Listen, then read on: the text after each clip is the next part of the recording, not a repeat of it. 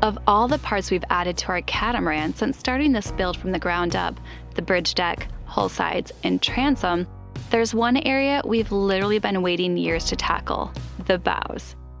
Back when we were working in the tent, space was so limited that we couldn't even close the doors with the bows attached, so we always knew that step would have to wait until we were out in the workyard.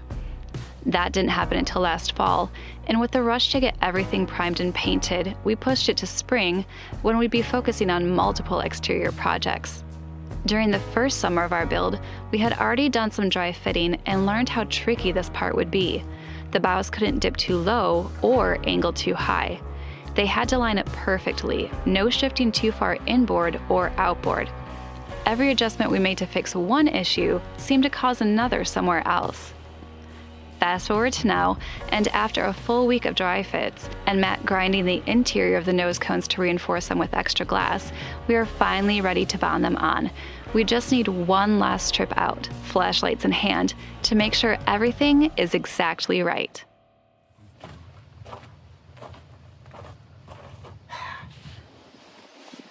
We came back out to test and figure out if these lines, everything's running straight. Actually, the thing I'm most proud of is, if you guys remember when this got moved into place here, we just packed it in with a trailer.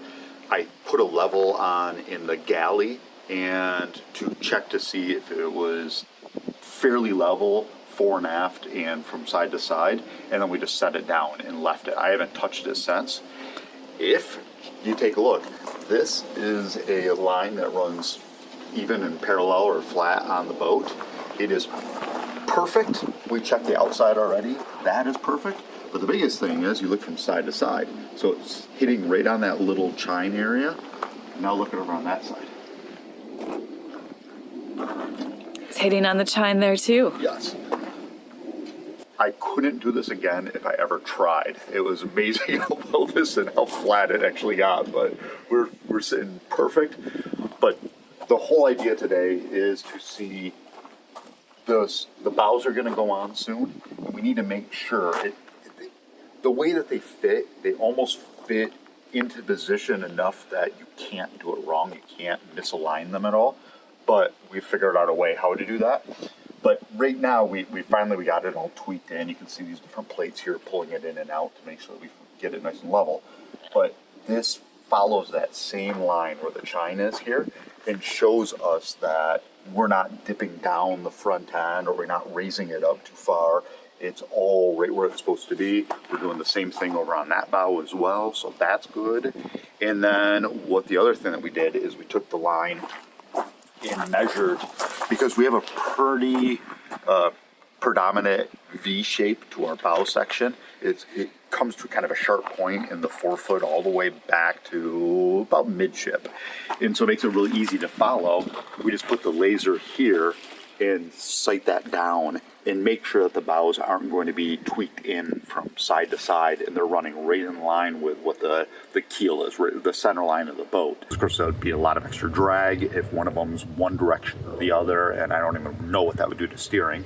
But we've checked these already. They are right in line with the way they're supposed to be, so we're good there. The next day, we should be able to bond these in place and have them end up exactly where we want them. We have got an exciting trip coming up. In just a couple of months, we're going to be headed to Vancouver Island to visit our good friends over at Barnacle. And even though it is just across the border from the United States, we lose all cell and data coverage the moment we step into Canada.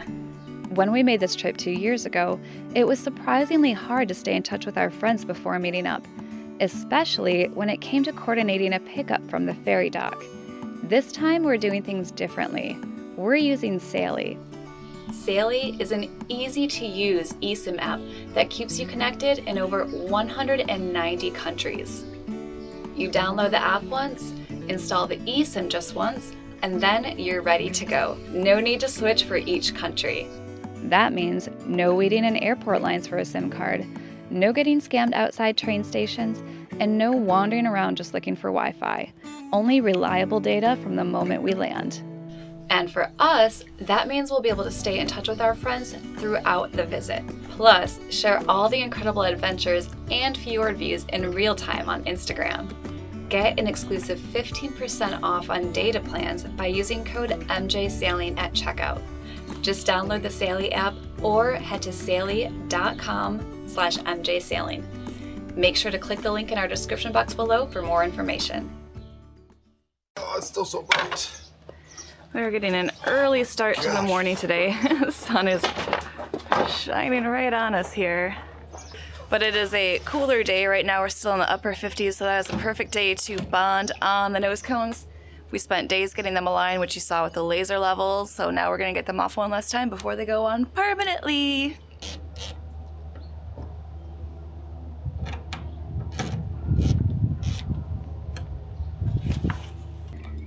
Next to each screw that's going to not only kind of hold it in, but keep it in place to get this. My shadow is making this really hard. Let me get to the other side. That's a ladder shadow. So before it goes on permanently, this is the last dry fit we've done. You can see the number of screws and blocks we have along here. And that's not even just necessarily the blocks kind of like keep it fit in place, but a lot of the screws are just keeping it flush with the rest of the hull here. So Matt has marked each one too with if it needs to be pulled in or out. Yeah, so these, here, I'll pull one out real quick. See, what we did is we blunted the end, so it took off the top, and then drilled through just this outer layer, just the bow fiberglass. And when we put this in, it presses against the inner fiberglass flange and pulls this little section out to get it so it's flush, as flush as we can make it right now. Now we have to go through and grind back to about here and glass this area from the outside. So we're gonna have to do some fairing in here, but the whole idea is to get it so we have to do the least amount of fairing possible, and most importantly in areas that are going to be seen all the time. So if we were in doubt, we favored this the outboard side. So we made sure this was absolutely flush across here. On the inboard side, where the forebeam is going to be, the trampoline, we'll put shadows on it all the time and stuff like that. We got it as flush as we could make it, but there's still just a little bit of imperfection. Going to require a bit more fairing over there. But again, it made more sense in that area because we can control how it looks.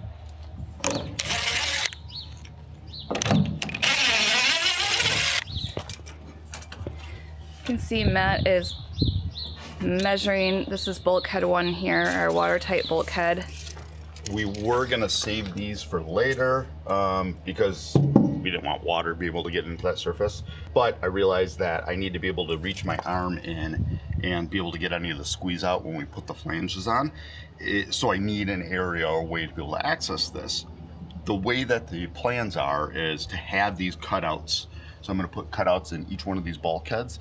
And what that does, that allows me to be able to reach in and glass from the inside also a flange basically around the entire surface. It's going to be tedious work. This one's going to be Jessica's. Done blindly really too. Yeah, it's going to be done blindly because I won't be able to actually stick my head in. I might be able to stick my head in this one while I'm glassing that. Oh no, I can't because there's these. So we have the support shelves inside of the nose cones. So that breaks up this section into multiple steps. So even if I did look in here, I'm not gonna be able to see anything in that. Great. Okay, once we get the bow on, we get it glassed on the inside, then these get closed back in and glassed as well. So I'm gonna do a square in this area. Oh man, that isn't much, is there? So structure that I can do basically at 12 by 12 in this and still give myself enough room to be able to glass and then come back in and correct it. Wow, that wasn't even close to it.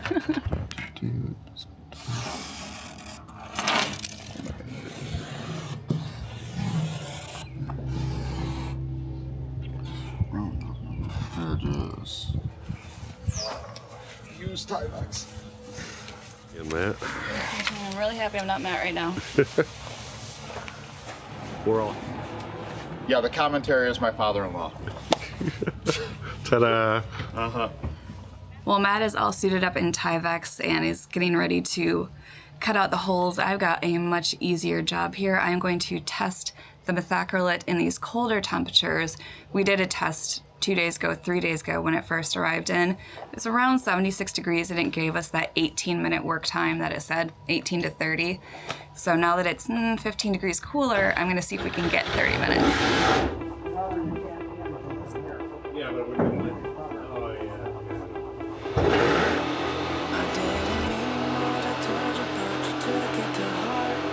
I could take it back to get a new start. I apologize at least 100 times. You never heard my perspective or took my advice. But I put all the problems in the pot, then I stirred. I said what I said, what I did was a blur. And it's just a bad habit, maybe it's just a curse. Now friendship's on, do not disturb.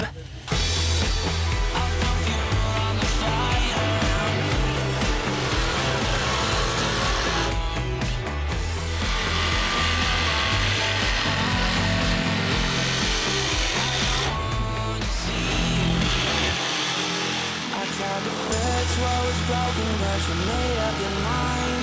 I gave you all my reasons, then you pushed on the side. Guess it wasn't. We're at about 6 minutes on the timer right now since this first got mixed together. And it's still very, very workable, so that's a good sign. And now that Matt has cut those out, it is time for me to acetone everything. Guess like me, then I'm a fool. No more drama now, no more shots to shoot. I'll throw fuel on the fire, burn the bridge to the ground. You're no longer required. We have just passed 20 minutes on here, and you can see it's still workable, which is great. But of course, as I've done it in here under the bridge deck, it's shaded, it's even cooler. Where we're going to be working is not only out in the sun, but the fiberglass that we're putting it on just kind of gathers that heat. So it's probably gonna reduce that work time a little bit, but knowing that even right now, because we mixed it in the shade when we did our practice round 2 days ago in the heat, that we're still getting a couple more minutes now, that makes me feel better, because we timed ourselves with 18 minutes to do the dry fits, and we were okay then. Of course, things are always more chaotic on the day of, but I think we'll be okay.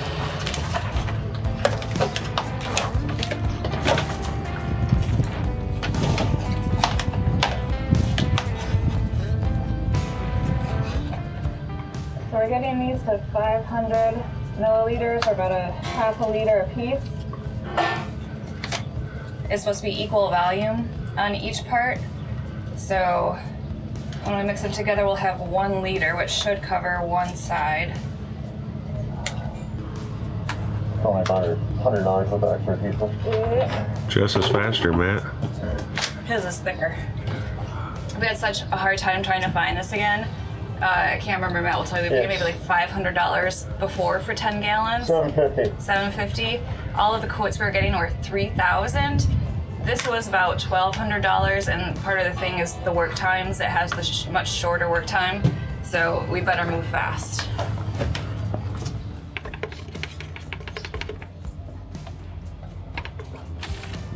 Once the two components are combined, the clock starts ticking. Since we were working with a full liter of material, we opted for power tools over hand mixing. In our practice runs, we estimated that mixing parts A and B and applying the epoxy around the flange of the hull section would take us roughly 3 minutes.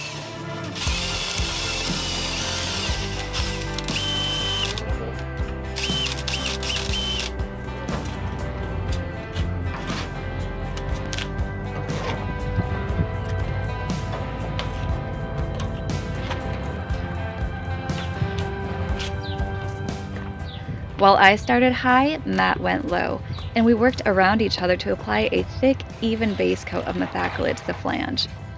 Afterward, we used notched plastic spreaders to create ridges and troughs across the surface. This helps increase surface contact. When pressure from the nose cone's flange is applied, the adhesive spreads evenly and bonds more securely to both surfaces.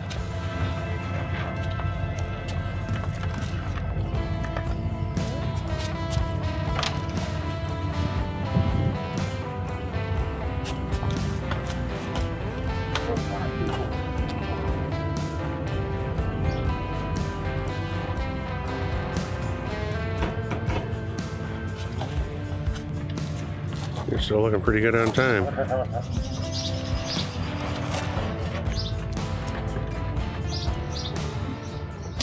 Around the 4 to 5 minute mark, Matt and I lifted the nose cone into place to slip it over the hull flange.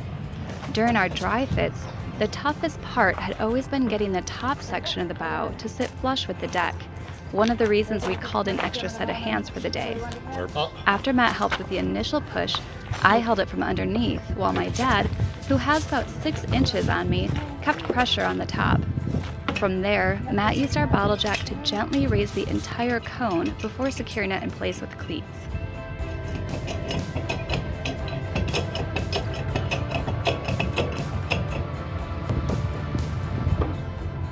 With the bow properly seated, Matt moved to the inboard side to manually install the cleats.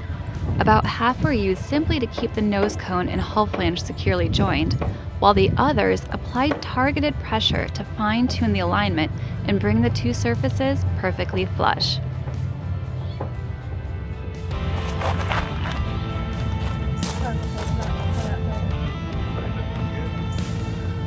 Once we were confident the bow was securely in place and wouldn't shift, we moved between both sides to begin the fine adjustments. Using a metal straight edge across the seam, we checked for any uneven spots and made small tweaks as needed, ensuring the hull flowed smoothly from one section to the next, as if it had always been a single continuous piece.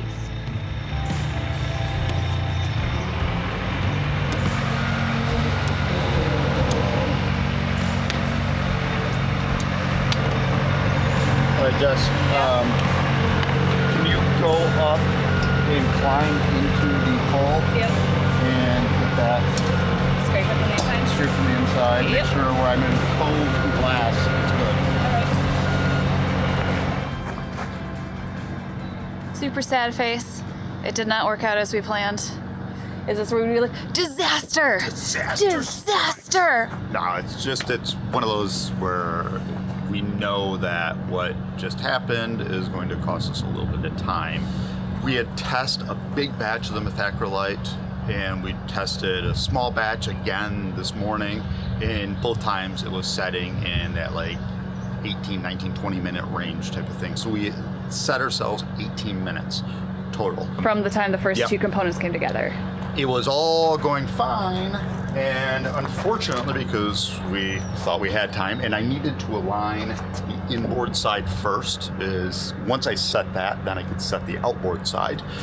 Unfortunately, by the time we worked to the outboard side, and I was working my way up, I got to about here and realized that my screws were no longer actually pulling it out. It had started to set, started curing. And once it starts curing, it cures. So I made it up to about this point, and it had set. There's a bit of a hump here. This is a low spot now. So this whole area here is going to be faired. If you stand back, I don't know if you can see it from there, but if you stand back, you can see the ridge that's there. This is fairly close up here, which is good. But I'm still going to have to go through and knock some off of this side to make it up and fill in this side. The goal, as I said before, was to make sure the outboard side, the part that you're going to see from the dock or you see at anchor, stuff like that, was going to be all aligned. We wanted that to be as simple as possible. Of course, that isn't what happened. There's going to be some more work in our future. The good news is, though, I had been really not looking forward to glassing the inside of these through the holes there. I thought that was going to be really difficult. When I climbed inside and looked at it from there, it will be very simple to glass it. So at least there's that. There's one win for the day. We have not bonded this one on. After realizing that it was curing that fast, we decided to hold off. We realized we're going to have to wait until first thing in the morning, even earlier than what we started. We started at 8. We'll have to probably start at like 6 or something like that to be able to get enough time to work it and get this one bonded in. What we learned, though, is, again, outboard side, the part that's going to be there, make sure that is right first, then come to the inboard side, move a little bit. Well, we moved as fast as we possibly could, so we can't really move any quicker. Just we get in there and just get that done. Well, part of it too is when the sun started coming up here and then it started shining on the fiberglass and heating that up. So we don't know really what caused why when we were testing it didn't cure that fast. And what I'm thinking is once we got the two flanges together, it was creating almost like an insulation in it, and it was heating itself up. So it was like a little oven there and heating itself. Or it might have been that these surfaces with the UV started heating, because that green of the foam and green of the fiberglass was sitting here in the sun. That may have come up to a little bit higher of a temperature at that point. It didn't feel like it, but who knows? I didn't actually check. So there's a few things that we can change for the next round and hopefully Get it perfect. this one, because now I'm going to be spending a bunch of time on that. What do you do after making a permanent mistake on your custom catamaran build? You change everything. Make sure to watch our next episode where we're bonding the port side bow and make a 180-degree change to our method and do it while it's already in place. No lifting and no repositioning. We'll drill injection holes to fill with methacrylate, but with all the prep work involved, Do not ask me how it's going. we have to ask ourselves, was it worth the extra effort? Give me your freedom. Whoa, yeah, to pieces. Yeah, I need it. Want your pandemonium. Life is so easy. Whoa, you love me to pieces. Yeah, I need it. Want your